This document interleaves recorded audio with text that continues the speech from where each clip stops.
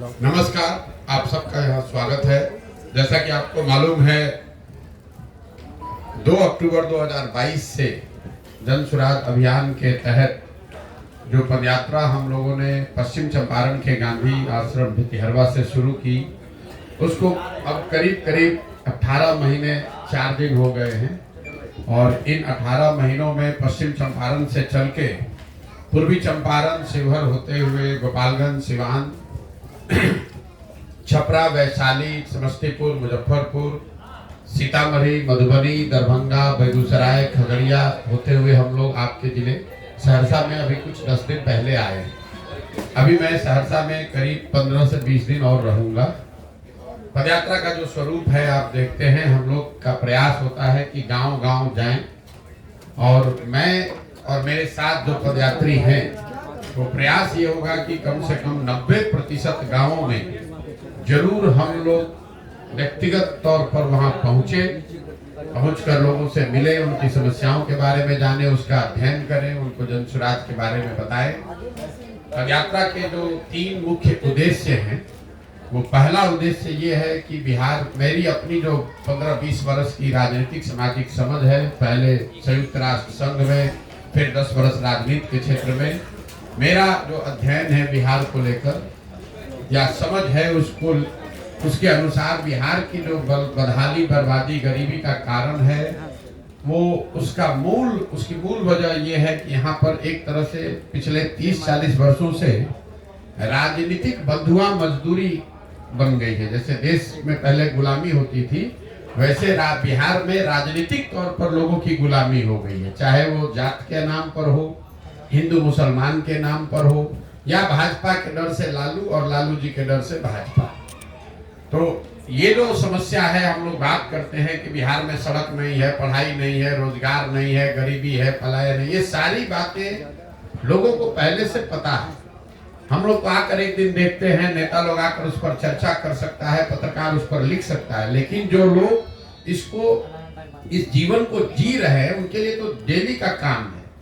इसके बावजूद वो लोग फिर जाकर वोट उन विषयों को छोड़कर दूसरे विषय पर क्यों देते हैं? तो उसकी ये 4 वजह मुझे जो समझ में आई है कि लोग यहाँ पर अपनी समस्याओं से जूझते हैं, परेशान हैं, लेकिन जब वोट का वक्त आता है तो वोट यहाँ पर मुख्यतः 4 विषय पर लोग दे रहे हैं। पहला, अपनी जाति के आधार पे। दूसरा, जो जाति से बचा वो धर्म के आधार पर। ये मानना कि सिर्फ बिहार में हर व्यक्ति जाति पर वोट दे रहा है, ये भी बिल्कुल सिरे से इसको मैं खारिज करता हूँ।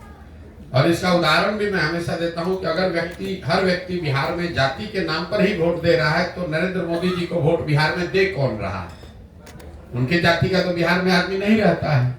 तो ये दिखाता है कि हर व्यक्ति जाति के नाम पर वोट नहीं दे रहा है। जो व्यक्ति जाति के नाम पर वोट नहीं दे रहा है, वो हिंदू मुसलमान विचारधारा, राष्ट्रवाद के नाम पर वोट दे रहा है। लेकिन इन दोनों के बाद भी करीब करीब आधी बिहार की जनता 2 विषयों पर वोट कर रही है। वो है लालू जी के डर से भाजपा, जिसको आप कह सकते हैं विकल्प के अभाव में।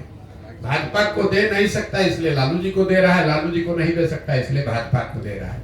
इन चारों चीज को अगर आप जोड़ दें तो आपको बिहार में 2/3 से ज्यादा जो वोट पड़ता है, वो इन्हीं 4 वजहों से वोट पड़ रहा है। तो पदयात्रा का पहला उद्देश्य यही है कि गांव-गांव जाकर लोगों को ये बताया जाए कि आप चाहे जीवन भर अपनी समस्याओं के बारे में चर्चा कर लें, जब तक आप इनसे अलग हटकर अपने और अपने बच्चों के भविष्य के लिए वोट नहीं करेंगे, तब तक आपका भला होने वाला नहीं है। वोट आपको जिसको करना है कीजिए। इस पूरे पदयात्रा के दौरान मैं ये नहीं कह रहा हूँ कि वोट किसको कीजिए, मैं ये कह रहा हूँ कि आप वोट किस बात के लिए कीजिए। अगर आपको मोदी जी को वोट करना है, मोदी को करो, लालू को करना है, लालू को करो, लेकिन वोट अपने और अपने बच्चों के लिए करो। ये पदयात्रा का पहला उद्देश्य है, गांव-गांव जाकर बताना। दूसरा उद्देश्य ये है कि लोग जो मजबूरी में वोट कर रहे हैं, विकल्प के अभाव में, जिनको समझ है कि हमको जाति के आधार पर नहीं, धर्म के आधार पर नहीं वोट करना है, लेकिन उसके पास विकल्प नहीं है, तो वो विकल्प के अभाव में वोट न करना पड़े, इसके लिए लोगों को हम ये बता रहे हैं कि आप साथ में आइए और आप मिलकर एक नया दल बनाइए। कई लोगों को ये लगता है मेरे नजरिए से कि पहले नेताओं की, दलों की मदद करते थे, अब बिहार में ये क्या नया काम कर रहे हैं। तो मैं आपके जरिए से आपको और आपके दर्शकों को, बिहार की जनता को बताना चाह रहा हूं कि मैं नया काम कुछ नहीं कर रहा हूं। जो काम हम पहले कर रहे थे वही काम कर रहे हैं। पहले मैं नेताओं को, दलों को सुझाव देता था कि किस तरीके से अपने संगठन को, दल को व्यवस्थित कीजिए, कैसे आप किन मुद्दों को लेकर जनता के बीच में जाइए, कैसे प्रचार प्रसार कीजिए, कैसे चुनाव लड़िए, जीतिए। वही काम हम आज कर रहे हैं। फर्क बस इतना है कि पहले दल और नेता के लिए कर रहे थे, अब बिहार के समाज के लिए कर रहे हैं। तो पदयात्रा का दूसरा उद्देश्य है कि लोगों को, समाज को बताया जाए, और जो लोग राजनीतिक तौर पर जागरूक हैं, नया दल, नया व्यवस्था बनाना चाहते हैं, उनको संगठित करके उनकी मदद की जाए ताकि बिहार में एक नया दल, नया विकल्प बन सके।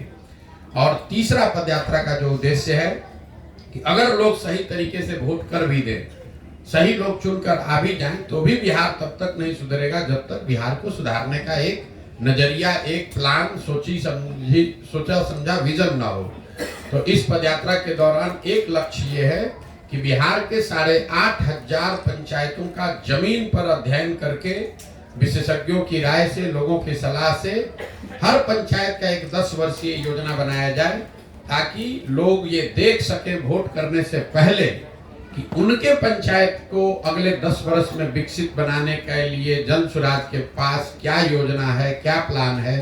उस योजना को बनाकर पहले जारी करेंगे, लोग उसको देख पाएंगे, पढ़ पाएंगे, उनको ठीक लगेगा तो जुड़िए, ना ठीक लगे तो कोई बात नहीं है।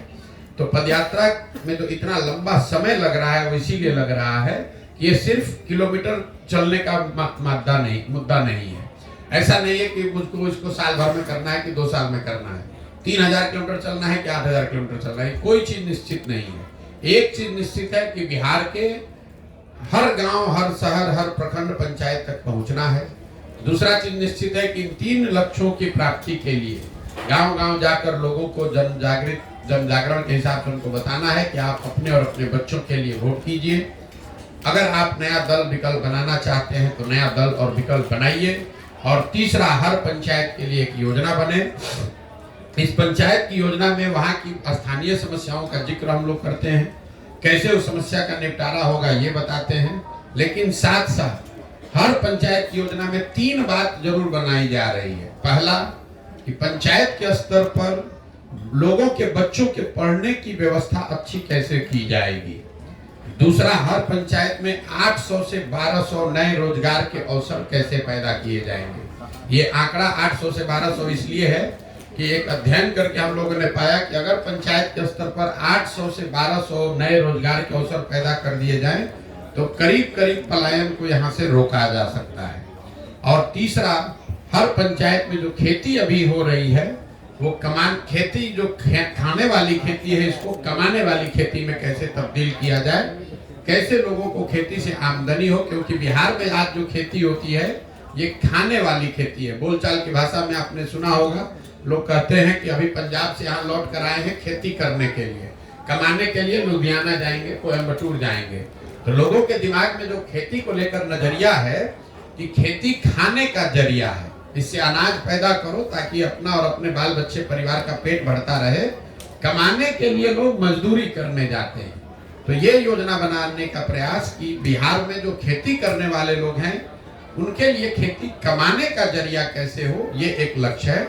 इन 3 लक्ष्यों को लेकर अभी 18 महीने से चल रहे हैं, 1-1.5 साल और लग सकता है, लेकिन पूरी तरीके से दृढ़ संकल्पित हैं। इस काम को पूरे बिहार में करेंगे। करने के बाद लोगों को एक साथ संगठित करके नया दल बनाया जाएगा और उसके बाद आगे की यात्रा, आगे की जर्नी शुरू होगी। अब आपके जो सवाल हैं यात्रा के दौरान के मेरे अनुभव या दूसरे कोई भी आप सवाल करना चाहते हैं तो आप सवाल कर सकते हैं। बहुत बहुत धन्यवाद।